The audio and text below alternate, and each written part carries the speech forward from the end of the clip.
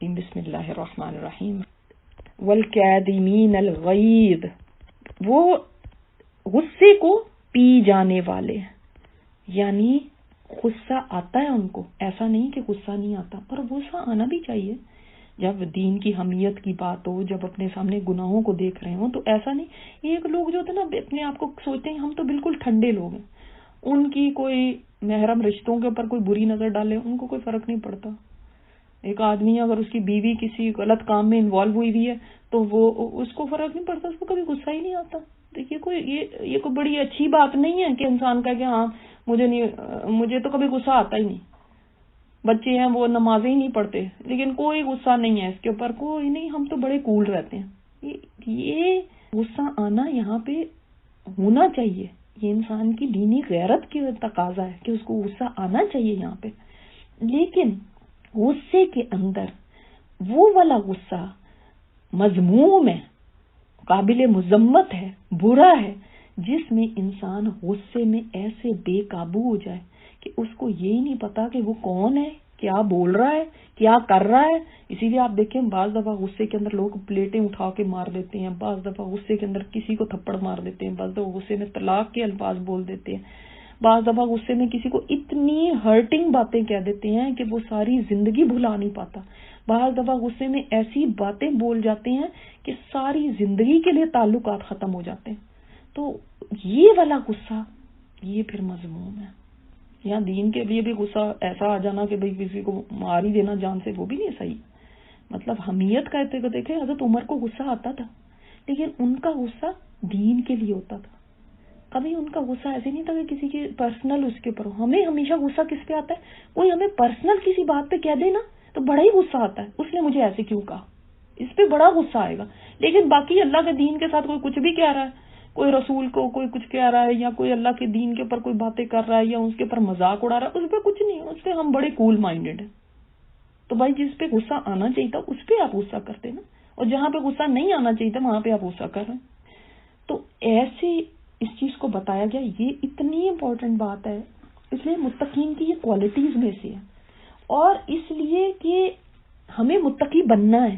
اور آج کا یہ بہت بڑا پرابلم ہے کہ غصے کے اندر لوگ پاگل ہو رہے ہیں، غصے کے اندر لوگ اس قدر حد سے بڑھ جاتے ہیں کہ وہ لگتا ہے کہ انسان ہی نہیں ہے، ایسے ایسے کام کر دیتے ہیں. یہ ایک باقاعدہ پرابلم بن چکا ہے. اسی لیے آپ دیکھ رہے ہیں ہر جگہ اینگر مینجمنٹ کی کلاسز ہو رہی ہیں، کئی لیکچرز ہو رہے ہیں، مسجد میں ہو رہے ہیں، کیونکہ مسلمانوں کو یہ پتہ ہی نہیں ہے کہ انہوں نے اپنے آپ کو کنٹرول کیسے کرنا ہے. جب انسان غصے کے اندر ایسا آ جاتا ہے نا تو اس وقت سمجھ لو وہ شیطان کے ہاتھ میں چلا جاتا ہے. اب شیطان اسے جو مرضی کرائے، شیطان اس سے کھیلتا ہے پھر جیسے مرضی اس کو. اسی لیے تو غلط باتیں اس کے منہ سے وہ والی جو عام نارمل حالات میں ہو تو کبھی بھی نہ بولے، لیکن وہ اس سے بلواتا ہے شیطان. غصہ آگ ہوتی ہے، سمجھ لیں ایک آگ ہے جو انسان کے اندر بھڑک رہی ہے، اور اس آگ کے اندر وہ اپنے آپ کو جلا دیتا ہے اور اپنے ارد گرد والوں کو بھی جلا دیتا ہے. اس لیے غصے کو پی جانے کو کہا گیا. پی جانا کیا ہوتا ہے؟ یعنی آپ کو غصہ آیا لیکن آپ نے اس کو دبا دیا. آپ اس کی ایک ایگزامپل سنیں. حضرت علی ابن حسین رضی اللہ تعالیٰ عنہ، ان کا ایک واقعہ آتا ہے کہ ان کی ایک کنیز تھی، وہ وضو کرا رہی تھی ان کو، کہ اچانک پانی کا برتن اس کے ہاتھ سے چھوٹ گیا. تو حضرت علی ابن حسین کے اوپر جب گرا تمام کپڑے بھیگ گئے. ایک غصہ آیا ان کو. اب کنیز کو لگا کہ یہ اب غصے میں پتہ نہیں کیا کریں گے، وہ مجھے مارے ہی نہ. تو یہ فوراً اس نے آیت پڑھی والکاظمین الغیظ. یہ سنتے ہی ان کو جو ہے نا ان کا غصہ ٹھنڈا ہونے لگا، خاموش ہو گئے. اس کے بعد اس نے کہا والعافین عن الناس، یہی جو آگے آیت آتی کہ وہ لوگوں کو معاف کر دیتے ہیں. تو انہوں نے کہا جا میں نے تجھے معاف کر دیا. پھر اس ہوشیار تھی، اس نے کہا واللہ یحب المحسنین، تو اللہ تعالیٰ محسنین سے محبت رکھتا ہے. انہوں نے کہا جا میں نے تجھے آزاد ہی کر دیا. تو اس سے ہمیں پتہ چلتا ہے کہ غصے کے وقت میں اپنے آپ کو قابو کر لینا اور خاموش ہو جانا اور غصے کو سوالو کر لینا، پی جانا، اس وقت کچھ نیگیٹو ریئیکشن نہ دکھانا، یہ ہے غصے کا پی جانا. ٹھیک ہے، تو یہ ضروری ہے جس وقت ہم اپنے گھروں میں معاملات کرتے ہیں، جس وقت ہم اپنے بچوں کے ساتھ معاملات کرتے ہیں، اپنے خاندانوں کے ساتھ معاملات کرتے ہیں، اپنے سسرالوں کے ساتھ ہوتے ہیں، اس وقت چونکہ دیکھیں وہ بھی انسان ہے, کبھی کوئی آپ کو غصہ دلائے گا بھی, تو غصہ تو کوئی نہ کوئی آپ کو دلاتا ہی رہے گا. اب ہر ایک کے اوپر آپ آپے سے باہر ہونے لگے تو پھر تو معاملہ گڑبڑ ہو گیا. پھر یہ دیکھیں اب یہاں پہ کیا آیت آ رہی ہے, یہ ہے کہ غصے کو پی جانے والے. یہ بھی ایک ہم چیز غلط کرتے ہیں کہ جس وقت ہم سوچتے ہیں غصے کو پی جانے کا مطلب یہ کہ غصہ اندر بھر لیں اور اندر رکھ لیں اور اس کے بعد بس اس کے اوپر گھلتے رہیں اور جلتے رہیں اور کٹتے رہیں, تو یہ میں نے غصے کو پی لیا. نہیں, غصے کو پی جانا یہ نہیں ہے. غصے کو پی جانا یہ ہے کہ پھر انسان اس کو یا تو معاف کر دے یا اس کو اگنور کر دے, اس بات کو, اس کو جانے دے اس بات کو.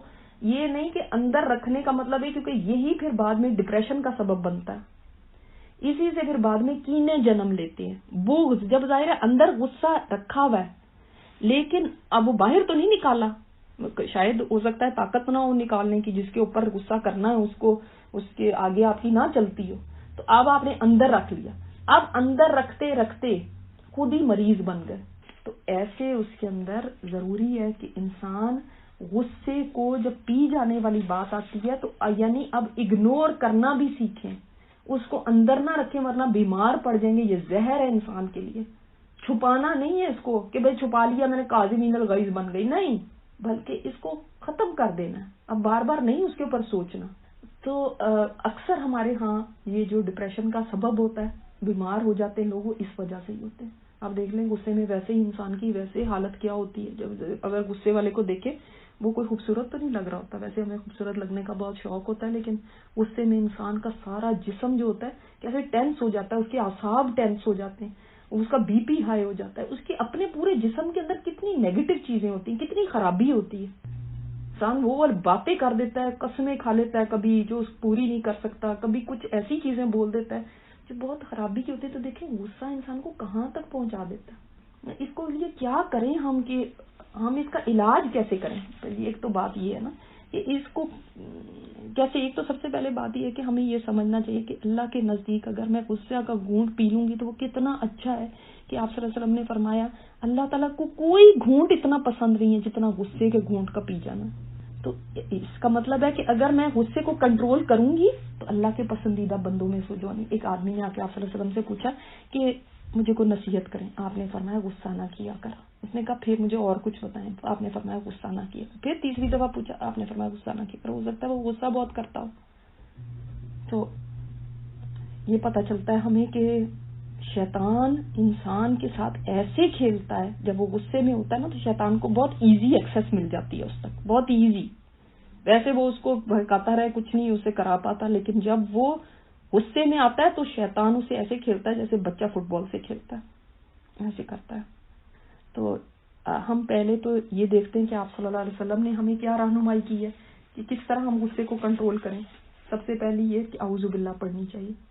دوسرے یہ کہ خاموش ہو جائے انسان. تیسرے یہ کہ اپنی جگہ بدل دے, وہ اس جگہ پہ نہ رہے جہاں پہ کچھ غصے کے اسباب بنے ہیں. تیسرا یہ وضو کر لے, کیونکہ غصہ آگ ہے, پانی آگ کو بجھاتا ہے. کچھ پانی پی بھی لے, پینے سے بھی اس کا غصہ ہلکا ہو جائے.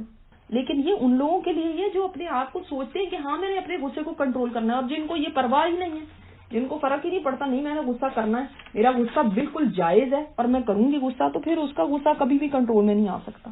اور جس کے سامنے مظلوم آئے ہوئے ہیں اور وہ اپنا غصہ خوب ان کے اوپر اتارتا ہے, وہ کیا کر سکتے ہیں. جو اس کے سامنے بچے ہیں یا ہسبینڈ ہیں جو بھی سن لیتے ہیں اس کا, یا ہسبینڈ ہے کسی کا, وہ اس طرح کرتے ہیں, تو یہ اپنا ہی نقصان ہے. کیونکہ انسان جو اللہ کی نظروں سے گر جائے, تو پھر دیکھیں کوئی ہمیں کہہ دے کہ آپ فلاں کی نظروں سے گر جائیں, تو انسان کو اسے برداشت نہیں ہوتا.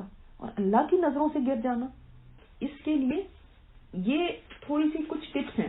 اچھا, اسی طرح کچھ اور بھی چیزیں ہیں جو شاید آپ کو کام آ سکے.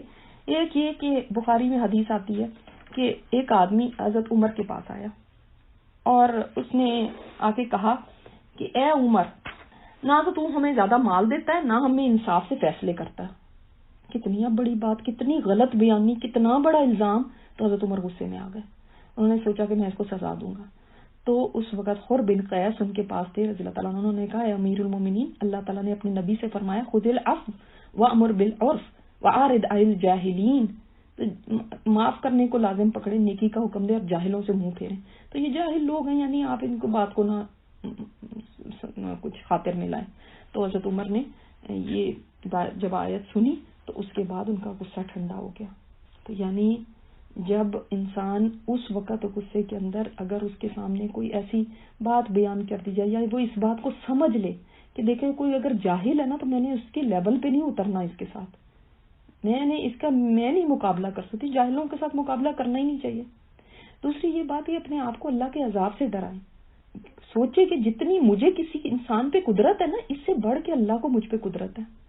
اکثر ہمارا غصہ نکلتا کس پہ؟ وہ جو مظلوم ہے یا جو ہماری سن لیتا ہے. کبھی ہم اپنے سے زیادہ بڑے والے کے اوپر نہیں غصہ نکالتے، کیونکہ ہمیں پتہ ہے کہ آپ اس کے اوپر غصہ کیا نا تو پھر یہ بھی ہمیں سیٹ کر دے گا.